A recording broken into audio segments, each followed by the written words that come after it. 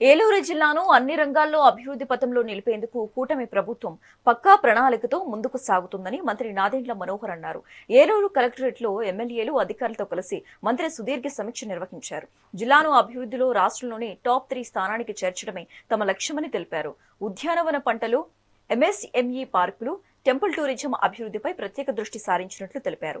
అలాగే రాష్ట్రంలో వంట గ్యాస్ కొరత ఏమీ లేదని, ప్రజలు ఆందోళనతో ముందస్తు బుకింగ్లు చేసుకోవాల్సిన అవసరం లేదని స్పష్టం చేశారు. రేషన్ బియ్యం అక్రమ రవాణా చేసే వారిపై ఉక్కుపాదం మోపుతామని మంత్రి హెచ్చరించారు.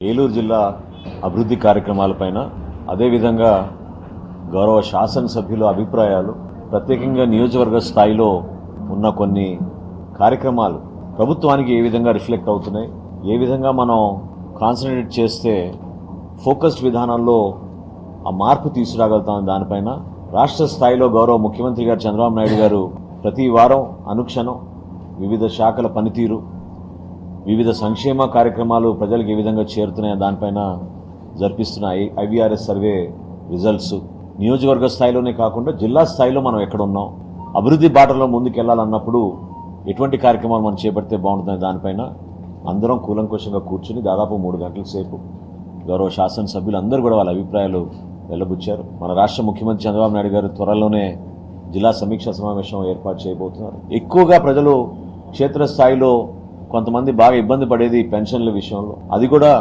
నమోదు చేసుకుని పూర్తి స్థాయి వివరాలు తెచ్చుకుని ఎంతమంది లబ్ధిదారులు కోరుకుంటున్నారు, పెండింగ్ ఎన్ని ఉన్నాయి, అన్నా క్యాంటీన్ల నిర్వహణ పైన సమీక్షించుకున్నాం. రాష్ట్ర వ్యాప్తంగా ఉన్న పుకార్లు, రూమర్స్ మన జిల్లాలో కూడా ప్రభావితమైనాయి.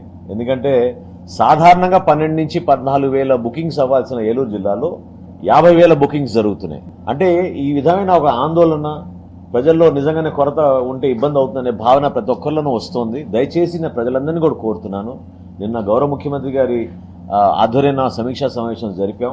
రాష్ట్ర వ్యాప్తంగా 2,80,000 బుకింగ్స్ ప్రతిరోజు అయ్యే పరిస్థితి, డెలివరీస్ అయ్యే పరిస్థితి. ఈ 6 రోజుల్లో ఎప్పుడైతే కేంద్ర ప్రభుత్వం 9వ తారీఖున ప్రకటించిందో ఆ రోజు నుంచి ఈ రోజు వరకు కూడా కొన్ని రోజులు 3 లక్షలు ఇచ్చాం, కొన్ని రోజులు 2,90,000 డెలివరీలు ఇచ్చాం. సో ఎక్కడ కూడా కొరత లేకుండా డొమెస్టిక్ ఎల్పీజీ కన్స్యూమర్స్ కి, వాళ్ళ గృహాలకు ఉపయోగపడే గ్యాస్ సిలిండర్లు మాత్రం ఎక్కడ కూడా కొరత లేకుండా 100% మేము సప్లై చేస్తాం. ఏలూరు జిల్లా అభివృద్ధి కార్యక్రమాలపైన అదేవిధంగా గౌరవ